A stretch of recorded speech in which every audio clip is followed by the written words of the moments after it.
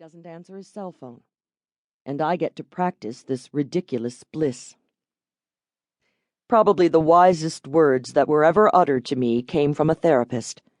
I was sitting in her office, crying my eyes out over my then unsuccessful writing career and my husband's challenges at work, and she said, "So let me get this straight. You base your personal happiness on things entirely outside of your control." "Yeah, I guess, if you put it that way," I agreed. "I'm not writing novels not to see them published. 14 of them, to be exact, spanning over half my life. I'm not raising kids, 2 of them, a girl, 12, and a boy, 8, pouring my entire heart into every fiber of their beings not to make sure they're healthy and happy and have the right size shoes and find a life that they love. I'm not married to the same man whom I've adored since my senior year in college to live in loneliness, and I can't control any of those results. But I want them to be good ones. I'd be lying if I told you I didn't believe those positive results would make me happy."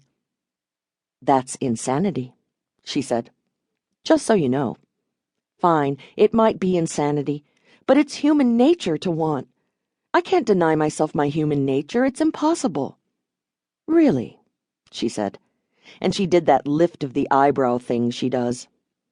I know to pay attention when she does that there's more coming, and it's gonna be good. "There's a big difference between wanting and creating," she said.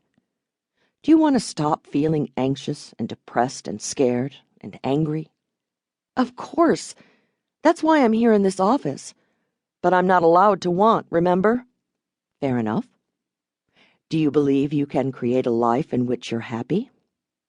"Absolutely. But doesn't it take 2 to tango?" "Does it?"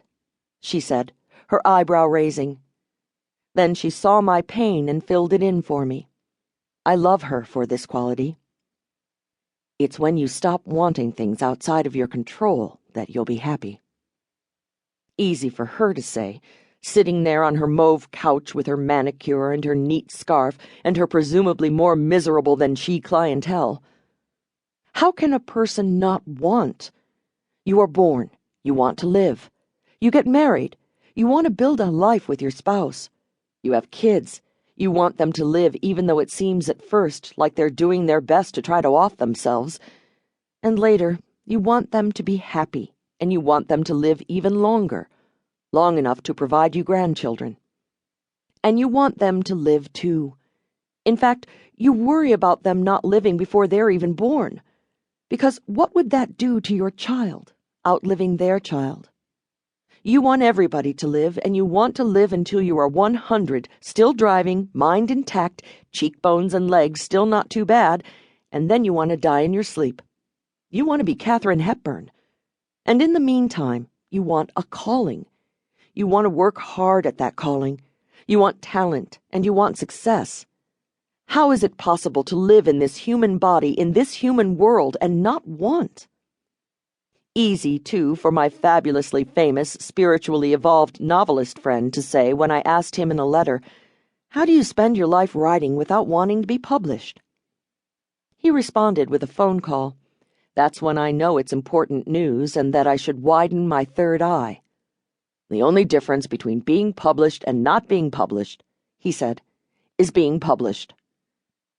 "Fine, Mr. I hang out with modern-day prophet sorts and get scads of adoring fan mail and speak at sold-out venues. I'm not sitting on my ass all day in a dark room, year after year, page after page, spilling my guts, martyring myself, my abs, my glutes, to the gruesome art of channeling the human condition for a whole lot of nothing, not wanting a direct line from this dark office to the bedside tables of people everywhere. Well, excuse my lack of spiritual enlightenment. But to me, that's one thing, a colossal cop-out. Or so I thought until just this moment in my life. Back to the novelist friend. I retorted with, "The thing is, I'm good. I've been working at this craft for years and years, and I can honestly say with confidence that I'm good. And it's not just me. Editors at major publishing houses love my work. My agent's never seen such positive rejection letters. But I don't have a platform, they call it. I'm a no-name from Montana. You just need to keep writing."